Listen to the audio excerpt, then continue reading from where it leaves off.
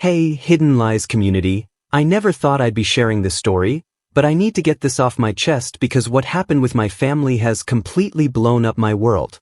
Some background. I'm 34, divorced 3 years ago from my ex-wife, Linda. No kids of my own, which, honestly, was probably for the best given how that marriage ended. Linda has a daughter, Riley, from her first marriage. She was 14 when Linda and I got together, 19 now. I genuinely thought of Riley as my niece, even though technically she wasn't blood family. When Linda and I split, I figured I'd lost any connection to Riley, but the kid reached out to me directly about 6 months later. Riley's always been academically gifted, like scary smart.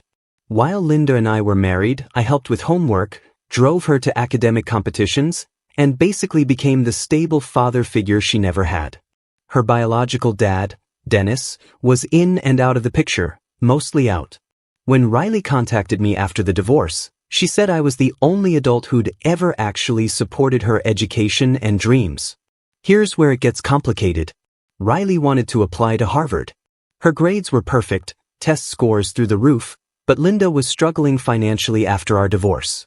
Dennis was completely unreliable for any kind of support. Riley asked if I could help with application fees and maybe contribute to tuition if she got in.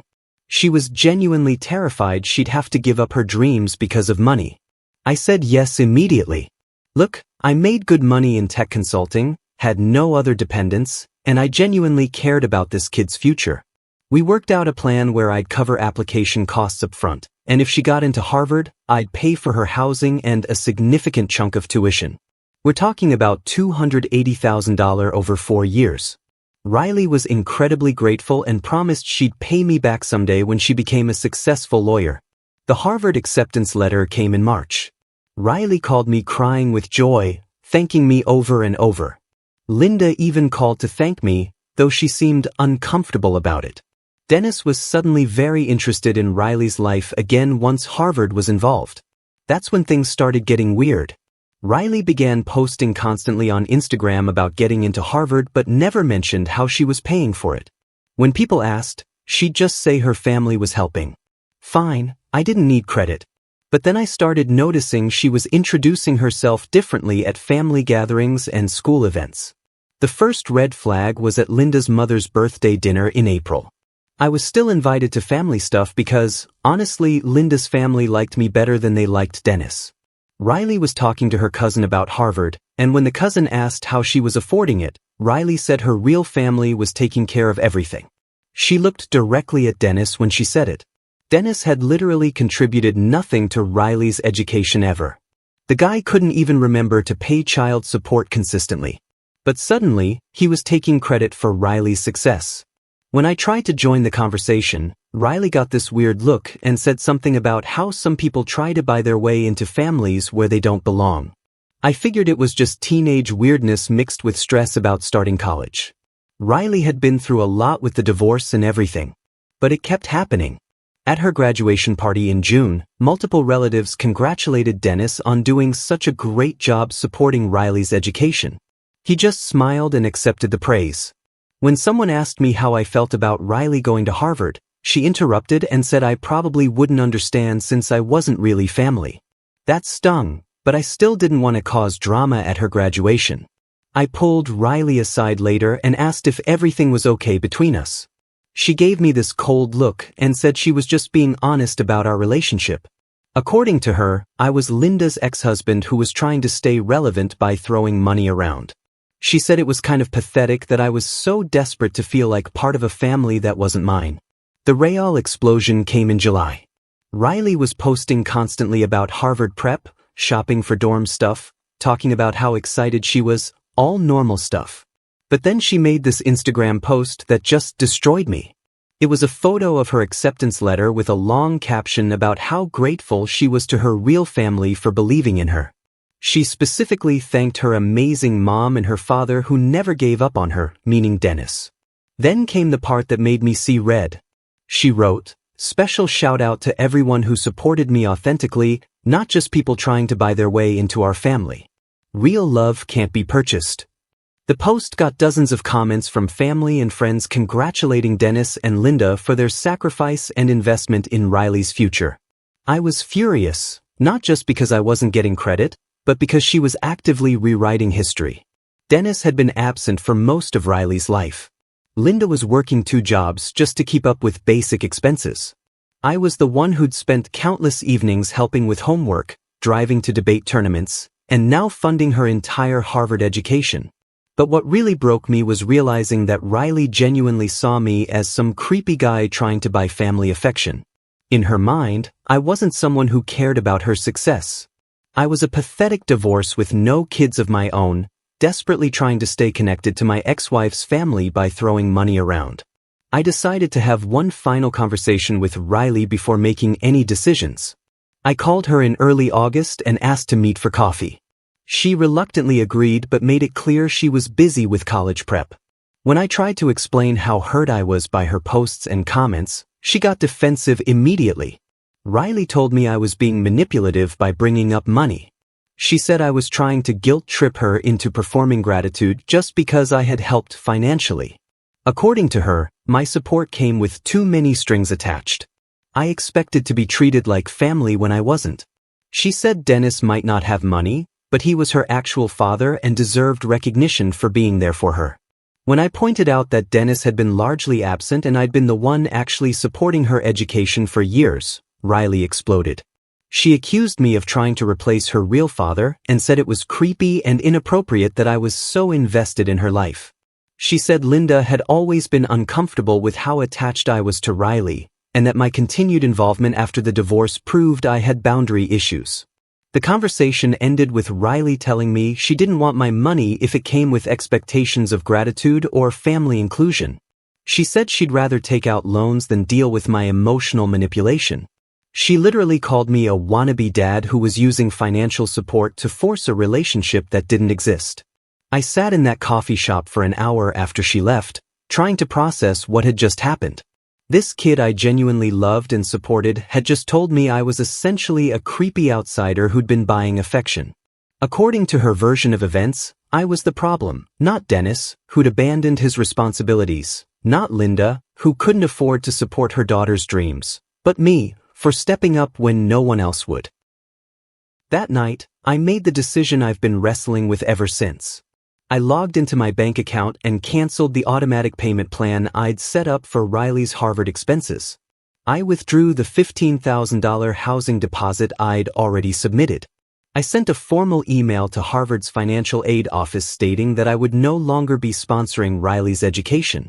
Then I called Riley and told her what I'd done. I explained that since she saw my support as manipulation and preferred to handle things with her real family, she was free to do exactly that. I wished her luck at Harvard and told her not to contact me again. The phone went silent for about 30 seconds. Then Riley started screaming that I couldn't just abandon her 6 weeks before school started. She said I was proving her point about being manipulative by withdrawing support the moment she didn't show enough gratitude. She called me vindictive and said I was destroying her future out of spite. I told her I wasn't destroying anything. I was simply respecting her wishes to handle her education through her real family. If Dennis was such a wonderful father and Linda was so supportive, surely they could figure out how to fund Harvard without the creepy ex-husband's help. Riley hung up on me. 5 minutes later, Linda called, screaming about how I was punishing a child for being honest about our relationship. She said I was being petty and vindictive, that Riley was just a teenager who didn't understand the implications of what she was saying. Linda begged me to reconsider, saying Riley's entire future was at stake. I told Linda the same thing I told Riley. If I was just a pathetic ex-husband trying to buy family affection, then the family could solve this problem without me. Riley had made it clear she'd rather take loans than accept support with strings attached. So, I was helping her achieve that independence. Dennis called me 2 days later. Suddenly, the absent father was very concerned about his daughter's education. He accused me of being psychotic and vengeful, said I was taking out my divorce anger on an innocent kid. He demanded I restore the funding immediately and said he'd take legal action if I didn't. I laughed and told Dennis he was welcome to take legal action, but there was no law requiring me to fund someone else's education. I suggested he step up and be the father Riley claimed he'd always been. Dennis started screaming about how I'd manipulated his daughter by offering financial support, then abandoned her when she didn't worship me enough. That was 2 weeks ago. I've been getting texts and calls from various family members telling me I'm being unreasonable and cruel. Linda's sister called me a bitter old man who was destroying a child's dreams out of wounded pride. Riley's cousin said I was proving I never really cared about Riley if I could abandon her so easily. But here's what's really eating at me. None of them are wrong about one thing. I am hurt that Riley saw my support as manipulation rather than genuine care. I am angry that Dennis gets credit for being her father while doing nothing, while I get labeled as a creepy outsider for actually helping. I am bitter that years of genuine relationship and support meant so little to Riley that she could dismiss me as a wannabe dad buying affection. Maybe that makes me petty. Maybe I should have just accepted that Riley saw our relationship differently and continued supporting her education anyway. But I couldn't handle being treated like some pathetic hanger-on who was trying to purchase family love, especially when the alternative was watching Dennis get praised for Riley's success while contributing nothing. Riley's supposed to start at Harvard in 3 weeks. As far as I know, Linda and Dennis haven't figured out how to replace my funding. Part of me feels terrible that I might be destroying this kid's dreams over hurt feelings, but another part of me thinks Riley needed to learn that actions have consequences. And you can't publicly humiliate someone while expecting them to continue funding your life. I don't know what's going to happen next. I don't know if Riley will find a way to make Harvard work or if she'll have to defer and go somewhere more affordable. I don't know if I'm the villain in this story or if I finally stood up for myself after being taken advantage of. What I do know is that I'm done being treated like a desperate outsider trying to buy his way into a family. Riley wanted her real family to handle her education. Now they can. Update 1. Hidden Lies community. The response to my original post was overwhelming. Thank you to everyone who said I wasn't crazy for feeling hurt and angry. Some of you called me petty, and honestly, maybe you're right. But after what happened this week, I'm starting to think this whole situation runs way deeper than I originally understood. So, where I left off, I had withdrawn Riley's Harvard funding after she publicly called me a manipulative wannabe dad who was trying to buy family affection. Riley, Linda, and Dennis were all furious. The extended family was taking sides. Harvard classes start in 10 days, and as far as I knew, nobody had figured out how to replace the $280,000 I'd promised. What I didn't expect was the absolute chaos that would follow. It started Tuesday morning when Linda showed up at my apartment. Not called, not texted, just showed up at 7 a.m. banging on my door. I opened it to find her standing there with red eyes and mascara streaks down her face. She looked like she hadn't slept in days. Linda immediately started talking about how I was destroying Riley's entire future over hurt feelings. She said Riley was just a scared teenager who didn't understand the implications of what she was saying. According to Linda, Riley had been getting pressure from Dennis to distance herself from me ever since the Harvard acceptance came through. Dennis apparently told Riley that it looked bad for him as her father if she was too grateful to her mom's ex-husband. This was the first I'd heard about Dennis actively working against me.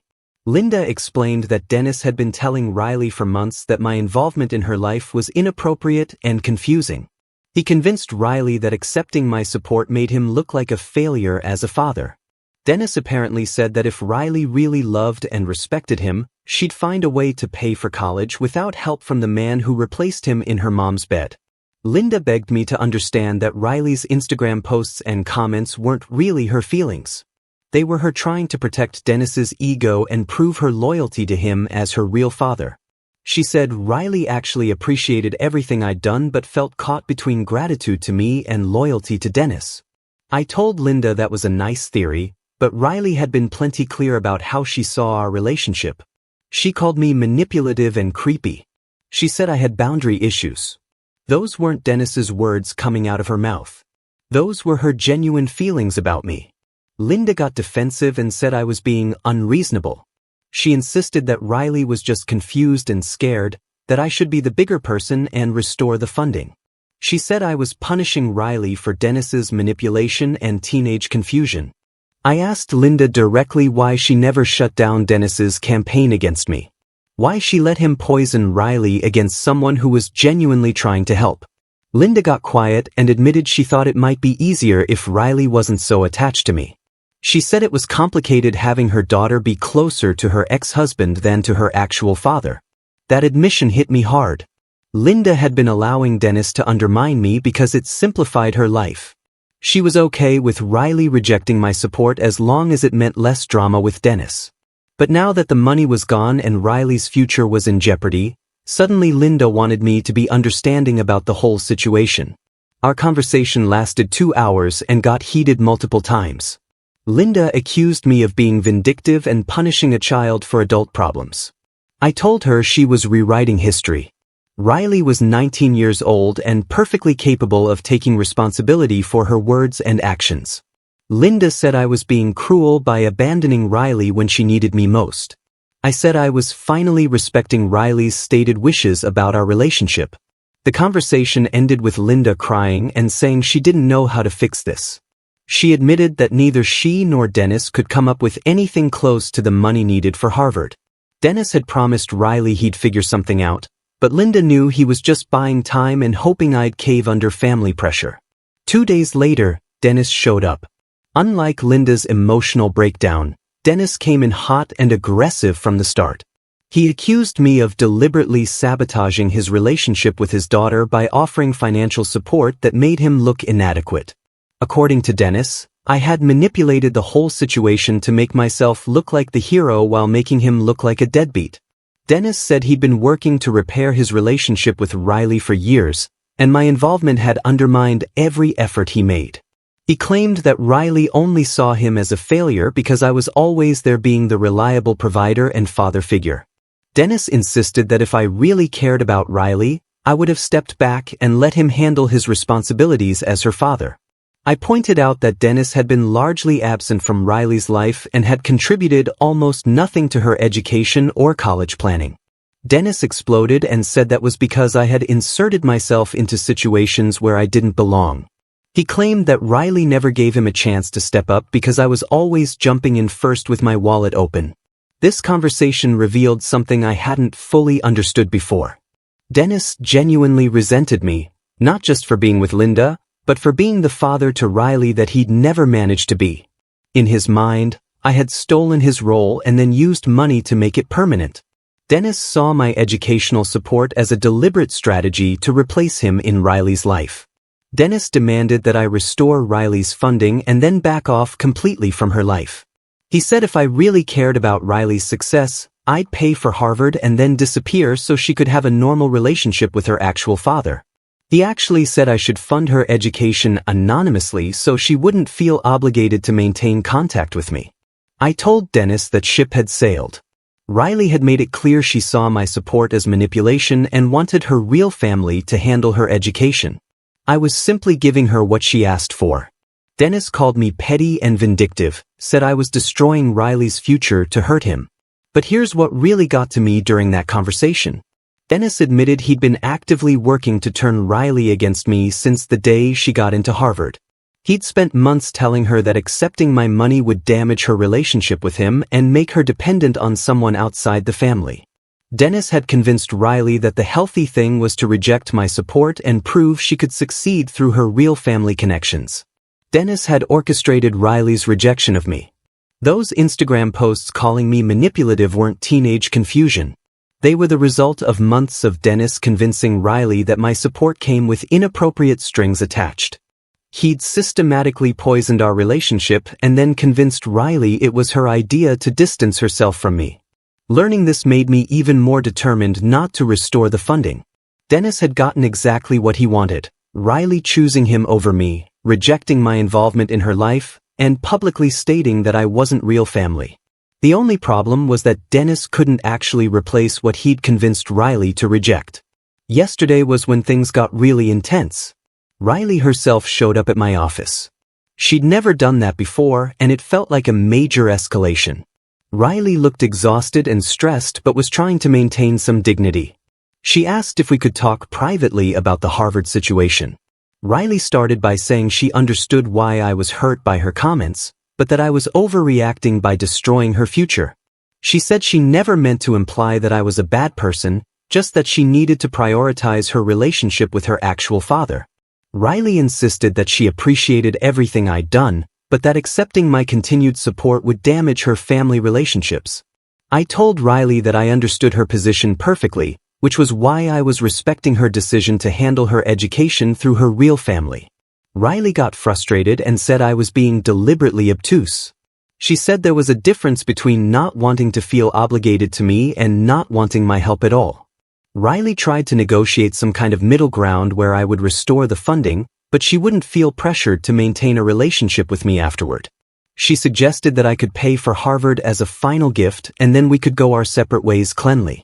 Riley said this would let her succeed without feeling indebted to someone outside her immediate family. I asked Riley if she understood what she was proposing. She wanted me to spend $280,000 on her education and then disappear from her life so she could have an uncomplicated relationship with Dennis. She was asking me to fund her dreams and then accept permanent exile from the family I'd been part of for 8 years. Riley said that might sound harsh, but it was the most honest solution.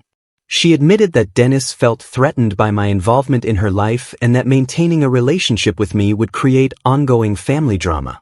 Riley said she'd rather sacrifice our relationship than risk damaging her connection with her actual father. Hearing Riley lay it out so clearly was both devastating and clarifying. She understood exactly what she was asking for. Riley wanted me to pay for her success and then voluntarily remove myself so she could have the family dynamic she preferred. It wasn't teenage confusion or Dennis's manipulation. It was Riley making a calculated choice about which relationships mattered more to her. I told Riley no. If she wanted Dennis to be her primary father figure and handle her major life decisions, then Dennis could handle the financial responsibilities that came with that role. I wasn't going to fund her education just to be discarded afterward. Riley got angry and said I was proving her point about my support coming with strings attached. She said if I really cared about her success, I wouldn't make it conditional on maintaining a relationship with me. Riley accused me of using money to force emotional connections that she didn't want. I told Riley she was right, that my support came with expectations. I expected basic respect and acknowledgement of our relationship. I expected not to be publicly dismissed as a manipulative outsider. I expected that someone accepting my financial support wouldn't work actively to exclude me from family events and decisions. Riley said those expectations were exactly the problem. She said accepting my money felt like accepting an obligation to perform gratitude and family connection that she didn't genuinely feel. According to Riley, she'd rather struggle financially than feel pressured to maintain a relationship that felt forced and uncomfortable. That conversation ended with Riley saying she hoped I could live with destroying her future over my wounded ego. She said Dennis might not have money, but at least he loved her without conditions or expectations of gratitude. I told Riley she'd get exactly what she wanted, a relationship with Dennis uncompromised by my involvement. She was free to build the family dynamic she preferred, just without my financial support. Riley left my office, and I haven't heard from any of them since. Harvard classes start Monday.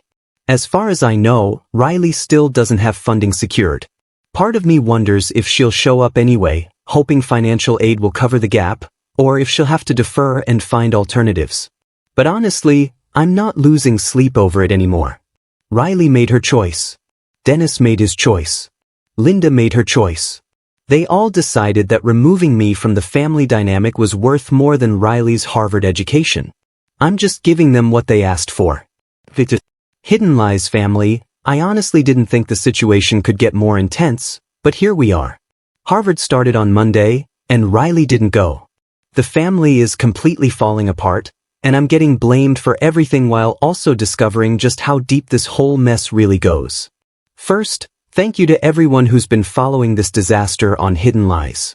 Some of you called me an ass in the comments, and honestly, I get it. But after what I learned this week, I think you'll understand why I'm not backing down. So, Monday came and went. I kept checking social media to see if Riley had somehow made it to Cambridge, but there was nothing. No excited freshman photos, no dorm room setups, no Harvard posts. Just radio silence from someone who had been posting about Harvard daily for months.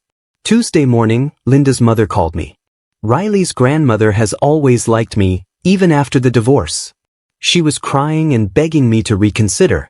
She said Riley had been devastated all weekend, that the family was in crisis, and that I was the only one who could fix this. But then Riley's grandmother told me something that made my blood run cold. She said Riley had been getting calls from Harvard Financial Aid all week because they needed documentation of my withdrawal. Apparently, when I notified them that I was no longer sponsoring Riley's education, Harvard required official confirmation and paperwork to adjust her financial aid package. Here's the thing nobody told me. Riley had listed me as her primary financial sponsor on all her Harvard paperwork, not as a family friend helping out, not as supplemental support, as her primary sponsor. Her entire financial aid package was calculated based on my income and assets, not Linda's or Dennis's.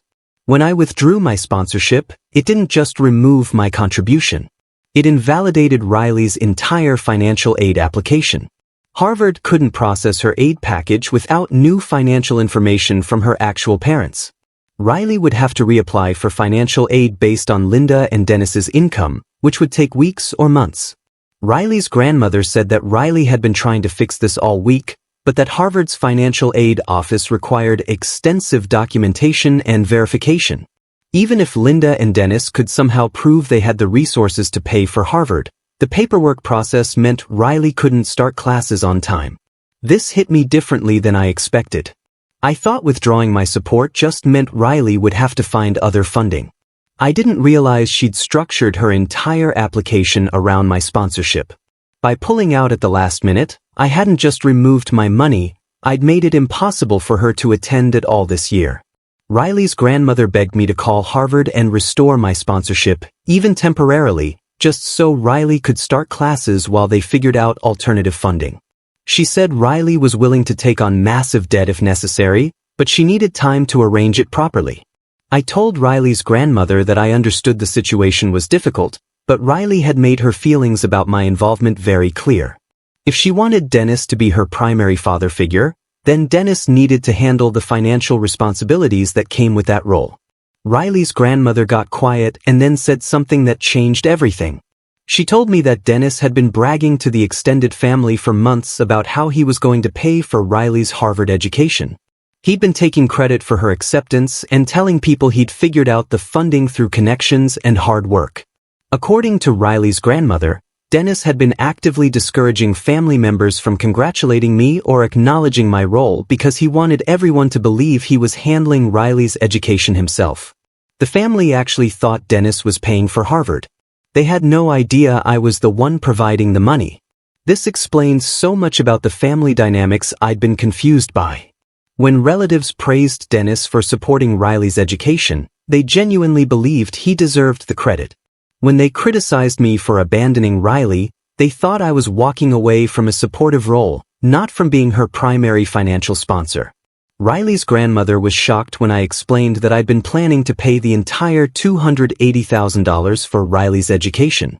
She'd assumed I was contributing maybe $10,000 or $20,000 as a family friend, not funding the entire thing. Dennis had led everyone to believe he had the Harvard cost covered. After that conversation, I started getting calls from other family members who just learned the truth about the funding situation. Riley's aunt called crying and apologizing for calling me bitter and cruel. She said she had no idea I'd been planning to pay for everything and that Dennis had been taking credit for my financial commitment.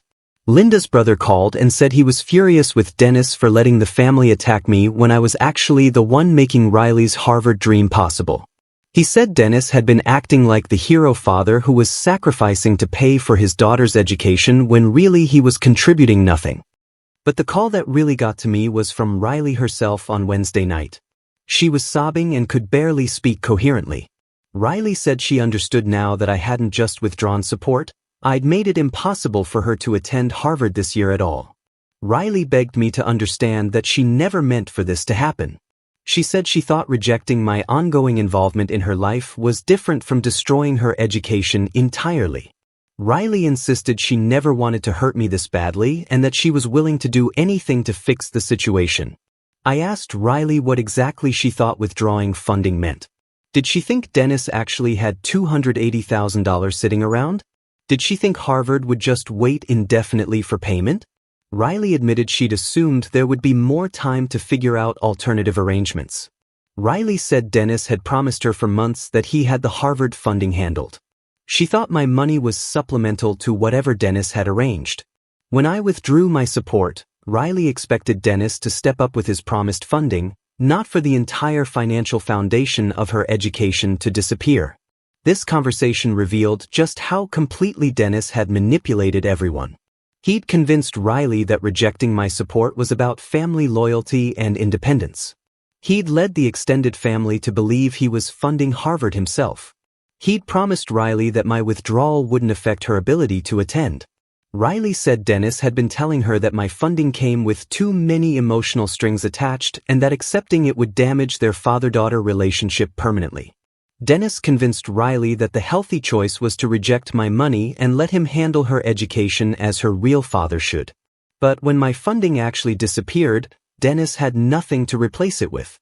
He'd been bluffing the entire time, hoping either that Riley wouldn't reject my support or that I'd continue funding her education regardless of how the family treated me. Riley begged me to help her salvage this situation. She said she'd learned her lesson about taking my support for granted and that she'd never again let Dennis interfere with our relationship. Riley promised that if I helped her get into Harvard for the spring semester, she'd publicly acknowledge my role and refuse to let Dennis take any credit. I told Riley that her promises meant nothing to me at this point. She'd already proven that family pressure could make her turn against me completely. Even if I restored funding and she started at Harvard, what would stop Dennis from poisoning her against me again in a few months? Riley insisted she understood now how much I'd been contributing and how Dennis had manipulated the situation. She said she'd never let herself be used against me again, but I pointed out that she'd been an active participant in rejecting my support. Dennis might have influenced her, but Riley had made the choice to publicly dismiss me as manipulative and inappropriate. The conversation ended with Riley saying she knew she'd made terrible mistakes, but that destroying her entire future was too harsh a punishment. She said she was 19 years old and hadn't understood the full implications of rejecting my support. I told Riley that actions have consequences, and part of being an adult is living with the results of your choices. She'd chosen Dennis over me, family loyalty over gratitude, and independence over accepting support with strings attached. I was simply respecting her decision and letting her live with the outcome she'd selected. Since that call, I've been getting messages from Linda saying Riley is falling apart and that I'm destroying a young person's life over adult pride and hurt feelings. Dennis has been alternating between angry calls where he blames me for sabotaging his family and desperate calls where he begs me to help Riley because he can't bear to see her suffer. But honestly, I'm done being manipulated by this family. Riley made her choice when she publicly rejected my support and called me manipulative. Dennis made his choice when he spent months working to turn Riley against me. Linda made her choice when she allowed Dennis to undermine my relationship with Riley because it was easier for her. They all wanted me out of the family dynamic.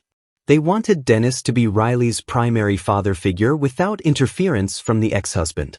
They wanted to be able to reject my involvement while keeping my money.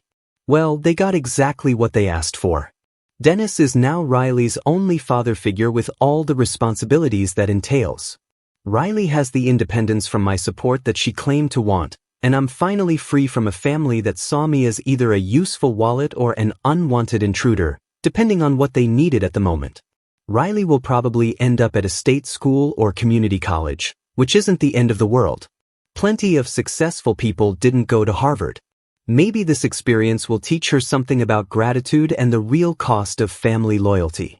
As for me, I'm considering what to do with the $280,000 I'd set aside for Riley's education. Maybe I'll finally take that European vacation I've been putting off. Or maybe I'll find a scholarship program for kids who actually appreciate the support they receive. Either way, I'm done being treated like a convenient ATM by people who resent my existence in their lives. Final update. Hidden Lies fam, it's been 6 months since my last update about the Riley Harvard situation, and so many of you have been asking for a final wrap-up. I've been putting this off because, honestly, writing about this family drama was exhausting. But I figure you all deserve to know how this mess finally played out. Quick recap for anyone just joining Hidden Lies. My ex-stepdaughter Riley got into Harvard. I promised to pay the $280,000 for her education. She publicly rejected me as family and called my support manipulative, so I withdrew funding right before classes started. Her dad, Dennis, had been manipulating her against me while taking credit for funding he didn't have. So, where are we now? Well, Riley didn't go to Harvard. She ended up at our state university on a partial academic scholarship. Dennis and Linda managed to scrape together enough for in-state tuition, but it required Linda taking on extra debt and Dennis finally getting consistent employment. The family dynamics have completely shifted. Riley's grandmother, who originally begged me to restore funding, now barely speaks to Dennis. She told the whole extended family about how Dennis had been lying about paying for Harvard while sabotaging my relationship with Riley. Most of Linda's family has essentially cut Dennis out of gatherings. Linda's brother was particularly brutal about it. He told Dennis that watching him destroy Riley's Harvard opportunity through jealousy and manipulation was disgusting. The family sees Dennis as the reason Riley lost her chance at Harvard, not me. Dennis has been trying to rebuild his reputation by claiming I was always unreliable and he never trusted me to follow through on funding. But too many family members now know the truth about who was actually planning to pay. His credibility is shot. Linda and I had one final conversation about 3 months ago. She admitted that she should have shut down Dennis's campaign against me from the beginning. Linda said she was afraid of conflict with Dennis and hoped the situation would somehow resolve itself without her having to choose sides. Linda acknowledged that by staying neutral while Dennis poisoned Riley against me, she essentially enabled the destruction of Riley's Harvard opportunity. She said she understands why I won't restore funding, even though she thinks I'm being unnecessarily harsh. The most interesting development has been Riley's perspective change. About 4 months ago, she started at State University and apparently had some kind of wake-up call about what she'd lost. Riley reached out through Linda, asking if we could meet to talk. I agreed to meet Riley at a coffee shop near her campus. She looked different, more mature, maybe more aware of consequences. Riley started by apologizing for how she treated me and saying she understood now how badly Dennis had manipulated the situation. Riley explained that being at State University instead of Harvard was a daily reminder of the opportunity she'd thrown away. She said watching her classmates talk about their college choices made her realize how rare and valuable my support had been. But what really struck me was that Riley wasn't asking for money. She said she wanted to understand why I'd been willing to support her education in the first place and why Dennis had been so threatened by our relationship. I told Riley that I genuinely cared about her success and had seen her as family, but that her rejection of that relationship had been devastating.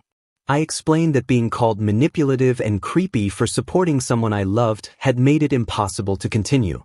Riley said she understood now that Dennis had convinced her my support was about control rather than genuine care.